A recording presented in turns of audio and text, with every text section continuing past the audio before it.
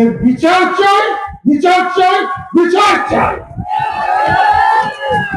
আপনাদের অনুরোধ করছি, সীমা অতিক্রম করবেন না। বঙ্গবন্ধু জাতির পিতা যদি না হন, তাহলে আপনার পিতাকে। বঙ্গবন্ধুর মাথায় পেশাব করা আমার মাথায় পেশাব করা হয় নাই, স্বাধীনতার মাথায় পেশাব করা হয় নাই, জিয়াউর রহমানের মাথায় পেশাব করা হয় নাই, সব মুক্তিযোদ্ধাদের মাথায়, বাংলাদেশের মাথায়, স্বাধীনতার মাথায় পেশাব করা হয়েছে। এর বিচার চাই, বিচার চাই, বিচার চাই।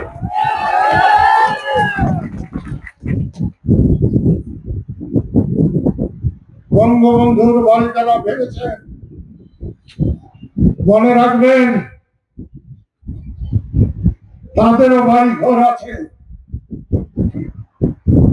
তাদেরও কবর আছে, তাদেরও স্মৃতিসৌধ আছে। তাদের কবর হাতে নিয়ে ঘুরতে পারবেন না, বাড়ি ঘর হাতে নিয়ে যেতে পারবেন না।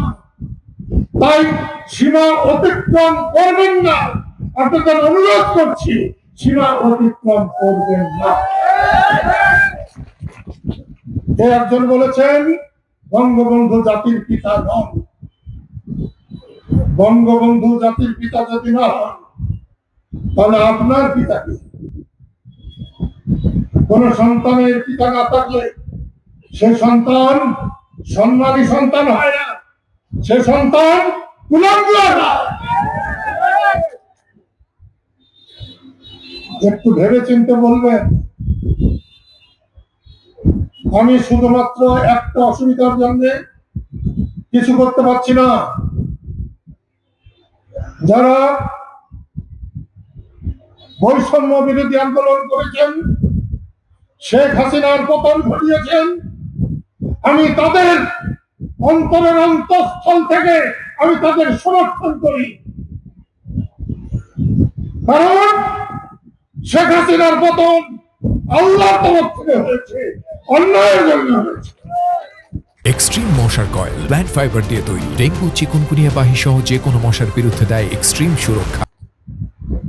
আপনাদের বুঝাতে শেখ হাসিনার পতন হয় নাই, জনগণ রাস্তায় নেমেছিল বলে শেখ হাসিনার পতন হয়েছে। কিন্তু শেখ হাসিনার বিরুদ্ধে আপনারা যদি অন্যায় করতে যান, আমি তাদের সিদ্দিকী বেঁচে থাকতে তার বিরুদ্ধে দাঁড়াব। আইনানুগ তার বিচার করুন, তাকে শাস্তি দিন, মাথা পেতে নেব। আর শেখ মুজিব আর শেখ হাসিনাকে এক করে দেখবেন না। মুক্তিযুদ্ধ বাংলাদেশ আর শেখ হাসিনাকে এক করে দেখবেন না। যতদিন বাংলাদেশ থাকে ততদিন জয় বাংলা, ততদিন বঙ্গবন্ধু, বঙ্গবন্ধু বাংলাদেশের পিতা থাকবে। শহীদ স্মৃতি উদ্যানে জয় বাংলা স্লোগান দেওয়ার কারণে কাকে কাকে গ্রেফতার করেছিলেন, এই মাত্রায় এইখানে দাঁড়িয়ে বলছি, আল্লাহ যদি আমাকে 2 বছর বাঁচিয়ে রাখে, যারা গ্রেফতার করেছে তাদেরকে গ্রেফতার করে 14 শীতের ভিতরে দিয়ে আমি আল্লাহকে সাক্ষী রাখবো। অধ্যাপক ইউনূস, আপনাকে আমি খুব সম্মান করতাম। বঙ্গবন্ধুর বাড়ি ভেঙেছে, আপনি দেখেছেন। আপনার গ্রামীণ ব্যাংকের বিরুদ্ধে যখন সমস্ত সরকার, দেশের অসংখ্য মানুষ রুখে দাঁড়িয়েছিল, আমি তাদের সিদ্দিকী না দাঁড়ালে আপনার অর্ধেক গ্রামীণ ব্যাংক মাটির নিচে চলে যেত। বাংলাদেশ নিয়ে মস্কারি করবে, বাংলাদেশের স্বাধীনতা নিয়ে মস্কারি করবে।